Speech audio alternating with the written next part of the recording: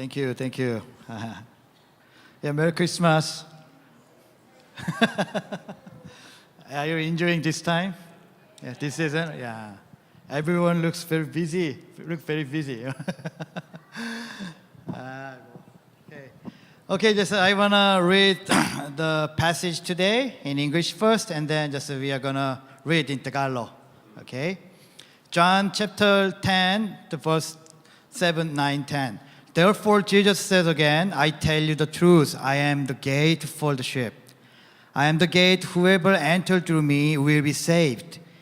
He will come in and go out and find pasture. The thief comes only to steal and kill and destroy. I have come that they may have life and have it to the full. Amen. Basahin po natin sa Tagalog, sa Juan 10, 7, 9, and 10.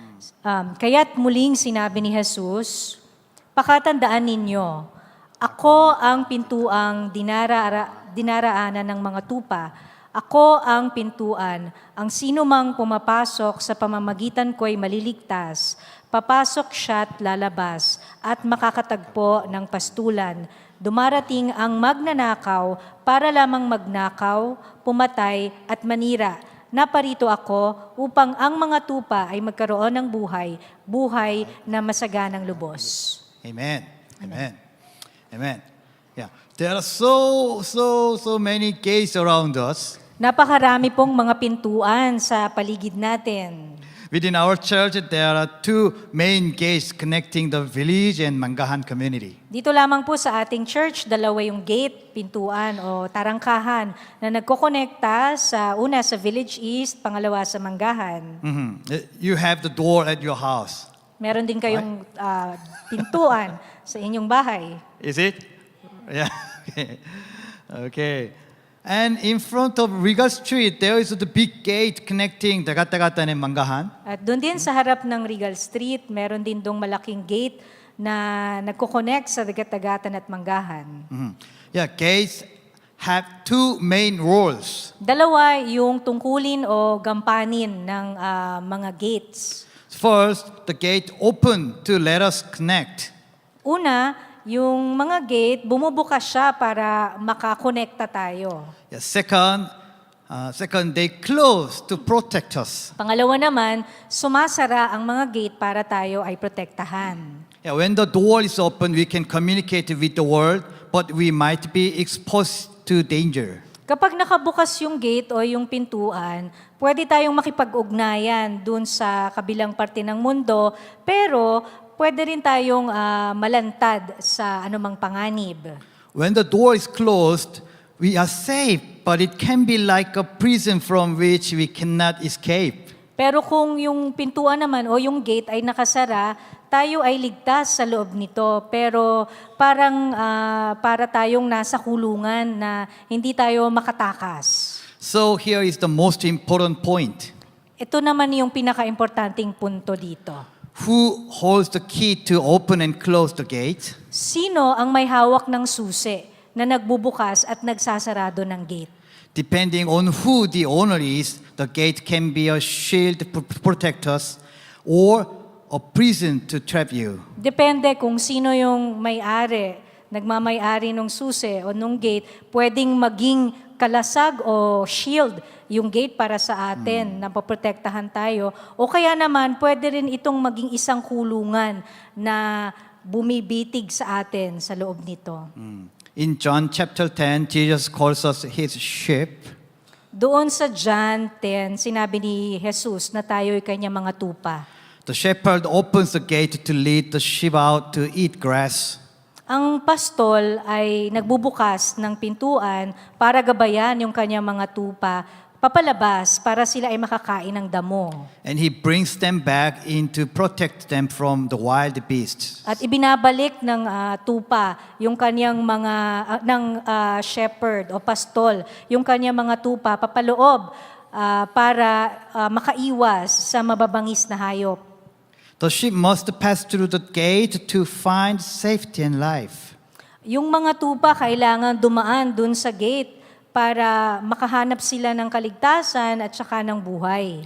Jesus Christ introduced himself as the gate. Si Jesus, ipinakilala niya ang sarili sa atin bilang daan o gate, pintuan. Yeah. Anyone who enters through Jesus Christ will be saved and find true satisfaction. Sino man ang pumasok sa Panginoong Jesus ay maliligtas at makakatagpo ng tunay na kasiyahan. But what if a thief owns the gate? Pero papaano kung isang magnanakaw ang may-ari ng gate? If a thief takes control and gate is no longer for protection. Kapag isang magnanakaw ang namahala doon sa gate, mawawalan ng proteksyon yung mga tupa sa loob. It becomes a tool for trapping and killing and destroying the sheep. Ito ay nagiging kasangkapan para matrap yung mga tao, bumitig ng tao, pumatay, at sumira ng mga tupa sa loob. The sheep's destiny depends on who owns the gate. Yung tadhana ng mga tupa ay nakasalalay sa kung sino ang nagmamay-ari ng gate.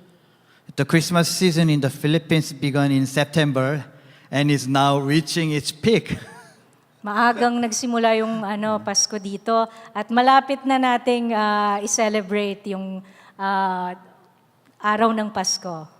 Yeah, many people are partying and exchanging gifts. Marami yung nag-exchange gift na, nagpa-party na. And streets are very fancy and the roads are full of cars. Yung mga kalye din, napakagarbo na, tapos ang traffic na sa sobrang dami ng sasakyan. And on the surface, everyone looks happy. Sa pang-ibabaw, kung titignan natin, parang masaya ang mga tao. But look around you, many people are still in loneliness and pain. Pero kung titingin kayo sa paligid ninyo, napakadaming tao pa rin ang malungkot at may sakit na nararamdaman. Yeah, some feel like they started life on an unfair starting line. May mga tao na pakiramdam nila, yung buhay nila, nag-umpisa sila na hindi patas. Yeah, extreme poverty, broken families, and not knowing what to do. May nakakaranas ng sukdulang kahirapan, meron ding may mga nasirang pamilya, at marami ang hindi alam ang kanilang gagawin. It may feel like being stuck in front of a tightly closed door that you can never open by yourself. Merong nakakaramdam na parang naipit ka sa loob at yung pintuan ay mahigpit na nakasara at hindi mo to mabuksan kahit anong gawin mo. Is there anyone here or anyone around you who is trapped in this kind of prostration? Meron ba sa atin dito, pakiramdam natin, ganyan yung buhay natin? Originally, God created us as the fruit of His love. Sa simula pa lamang, tayo nilikha ng Diyos bilang bunga ng kanyang pag-ibig. Just like a loving married couple gives birth to child. Parang yung mag-asawa na nagmamahalan, tapos sila ay nagkaroon ng isang anak. But because of sin, we are cut off from God. Pero dahil sa kasalanan, tayo ay yung ating relasyon sa Panginoon ay nasira. The mastery of our life's gate was handed over to Satan, the thief. Yung pagmamay-ari nung gate ng buhay natin ay ipinasa kay Satanas na isang magnanakaw. From the moment our lives, which should have been a blessing, became painful. Simula noon, yung buhay natin na dapat sana ay nakakatanggap tayo ng pagpapala sa Panginoon, ay naging masalamuot at nakakaranas tayo ng mga sakit. Satan used that gate to trap us in spiritual and physical and intellectual poverty. Ginamit ni Satanas yung gate para tayo ay itrap spiritually, pati na rin sa physical, nakatayuan natin, pati rin sa kaisipan natin, nakakaranas tayo ng kahirapan. Yeah, Satan made us unable to rise up. Dahil kay Satanas, parang hirap na hirap tayong tumayo. Even in this joyful Christmas season, the enemy makes people suffer in violence, abuse, and poverty. Kahit na ngayon na dapat sana ay nagsisiya tayo dahil Christmas season, pero marami pa rin ang nagdurusa, merong karahasan na nangyayari sa buhay nila, meron ding pang-aabuso na nangyayari at kahirapan dahil sa ginawa ni Satanas. But God decided to get that gate back. Pero nagdesisyon ng Panginoon na kunin muli yung gate na yon. He sent Jesus to the earth as the good shepherd, ready to lay down his life for the sheep. Ipinadala niya dito sa mundo si Jesus bilang ating mabuting pastol na handang ilaan ang kanyang buhay para sa kanyang mga tupa. This is why Christmas is such a great joy for us. Kaya nga ngayong Pasko ay talagang isang maligayang pagdiriwang dapat ito. That in a hopeless world, Jesus came to us when we couldn't open the door of despair. Sa isang mundo na walang pag-asa, si Jesus ay pumarito upang bigyan tayo ng pag-asa. With absolute love and sacrifice on the cross, Jesus broke the chains of sin. Sa kanyang ganap na pagmamahal at sakripisyo sa krus, sinira ng Panginoong Jesus yung mga tanikala, yung chain ng kasalanan. So he reclaimed the key to our lives. Kaya naibalik niya yung susi sa ating mga buhay. In John 14:6, Jesus proclaimed, I am the way and the truth and the life. No one comes to the Father except through me. Sa Tagalog, ako ang daan, ang katotohanan at ang buhay. Walang makakapunta sa Ama kundi sa pamamagitan ko. Yeah. Dear SF family, Mahal kong SCF family, the world has many wrong gates and idols that promise blessings. napakarami po dito sa mundo natin na maraming maling daan at maraming mga idolo na nangangako ng pagpapala. But there is only one gate that leads us to the path of life in truth. Pero iisa lamang po yung gate o yung daan na gumagabay para sa patungo sa daan ng buhay at katotohanan. That is the only name, Jesus Christ. Yan po ay ang pangalan ni Jesus. Siya lamang po ang tanging daan. Amen po ba? Amen. Amen. Amen. Jesus opened the gate of salvation for us. Binuksan ng Panginoong Jesus yung pintuan para sa ating kaligtasan. Following Him, SF Church is working to become a gateway to the world. Sinusundan ng SCF Church ang ginawa ng Panginoong Jesus at gusto natin na tayo maglakad at maging pintuan para sa mundo. Yeah, since 2022, SF Church has set aside the tithes of the whole offering, specifically for missions and worship. Simula pa po noong 2022 na, yung offering po na binibigay natin dito sa church, yung tithes natin, tinatabi po natin yan at dinadala po natin yan para sa missions work at sa pagsamba. Yeah, we are always praying to send help where God wants it to go. Lagi po tayong nananalangin na maipadala natin yung tulong kung saan sasabihin ni Lord kailangan ng tulong. Yeah, so last year just visited each houses, 10 houses of two communities. Nung last year, merong binisita tayo na mga communities dito sa Manggahan Dagat-Dagatan community na 10 bahay. Last year po. Have we remember? Okay. Yeah. So last week, just our core leaders and Sister Nesty visited a small shelter in Pampanga. Nung last week naman po, ang core leaders ng ating church kasama si Sister Nesty ay bumisita kami sa isang shelter sa Pampanga. This place rescues teenage girls who were wandering the streets or suffering from abuse. Ang shelter pong binisita namin ay Shine Shelter. Nagliligtas po ito ng mga kababaihan, mga kabataang babae na nasa kalye, especially yung mga kabataang babae na nabiktima ng pang-aabuso. There was even a teenage mom among them. Meron pa nga po isa sa kanila doon na bata pa na nagahasa siya. She was raped and kinuha siya nung shelter. Yeah, the Netherlands missionaries restored them into the gospel.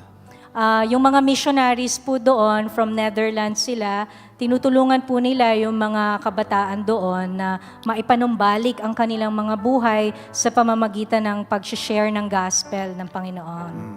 We observed them envisioning the way and the truth and the life as they listened to Sister Nestie's testimony.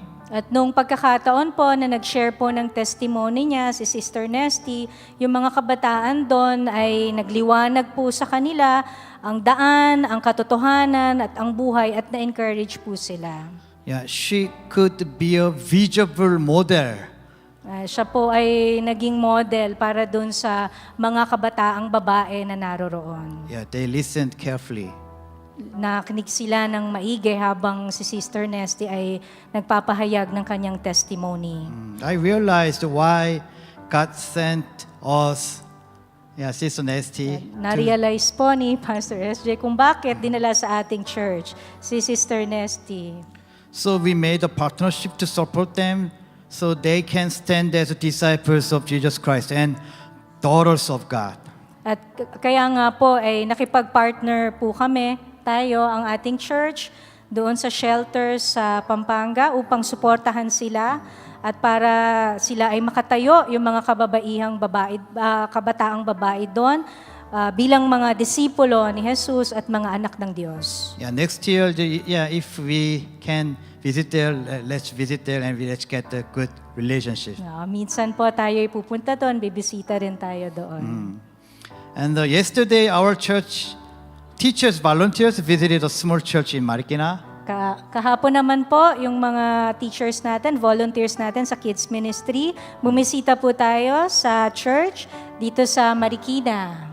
We shared the gospel and praised with about 130 kids, right? Yeah. Yes. Nagmahagi pa po tayo ng salita ng Diyos doon at nag-worship and nag-praise tayo doon kasama yung mga bata, mga over 100 na bata ang pumunta po. Yeah. So the missionary pastor is a taekwondo master. Yung pastor po doon, Korean Taekwondo master. Yeah. So he will be a teacher of our taekwondo class. Magkakaroon po ng taekwondo classes simula sa January dito sa ating third floor facility. Yun Yeah. po yung magiging teacher. Yeah, I believe everything is led by God's plan. Yeah. Yes, and I truly thank you, our members who served together. Maraming salamat dun sa mga members kahapon na nag-volunteer para mag-serve dun sa church doon. And with the help of Suji Sansang Church from South Korea, we are giving scholarship to 12 students here. At sa tulong po ng mga kasamahan natin from Suji Sansung Church, meron po tayong 12 scholars dito sa ating church. Yeah, we also invited Sister Nita from Cambodia to worship with us for a year. Inimbitahan din po natin ang ating kapatiran na si Sister Nita, ayan, from Cambodia. Nandito siya sa atin ng 1 taon para mag-worship with us. Yeah, God keeps giving us to serve more. So, ang Panginoon po ay talagang kinoconnect tayo sa maraming churches dito at sa abroad Of course, para of makapag-serve po tayo sa All mga together. tao. All together.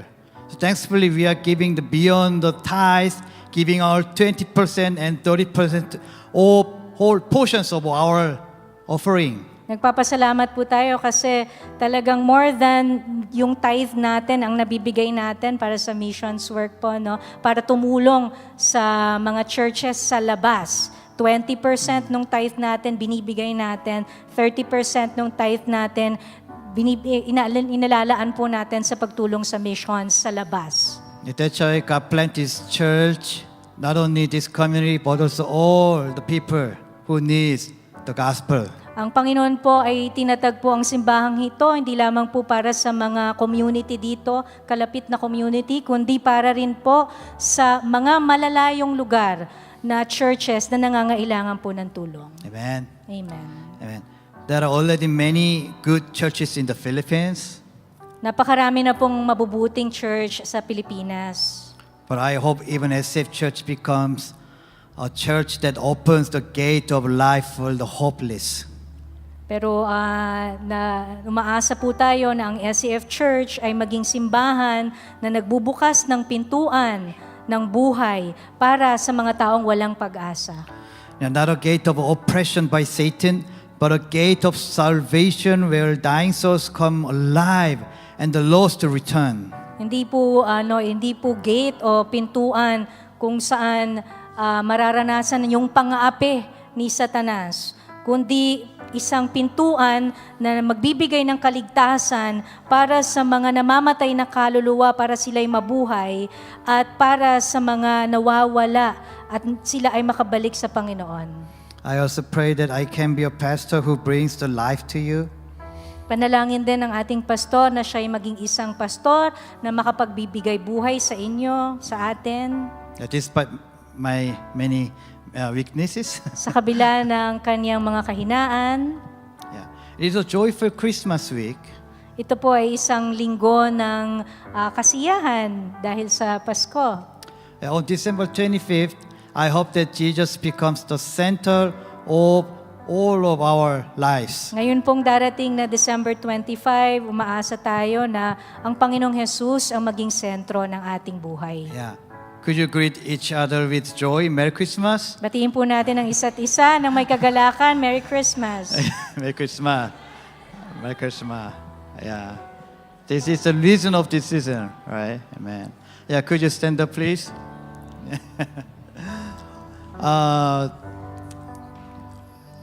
Yeah. Please, I ask you, pray, especially for our church and the leadership. Panalangin po natin ang ating church at ang leadership ng ating church. And pray that SF Church becomes a gate of salvation in this place. Panalangin po din po natin ang ating church, SF Church, maging gate ng kaligtasan para sa lugar na ito. Pray that Jesus' love and justice are established here and lost souls are saved. Panalangin natin na ang Panginoong Jesus, ang kanyang pagmamahal, ang kanyang hustisya ay maitatag sa lugar na ito at ang mga naliligaw na kaluluwa ay maligtas. Please pray for God's blessing upon the leaders and all families so that His life flows out through all of us. Ipanalangin din po natin yung pagpapala ng Panginoon sa mga leaders ng ating church, sa lahat ng pamilya dito sa church na ito para tayo maging daluyan ng pagpapala para sa ibang tao. Okay. Could you please pray for all of our church? Manalangin tayo ng sabay-sabay. Okay, let's pray.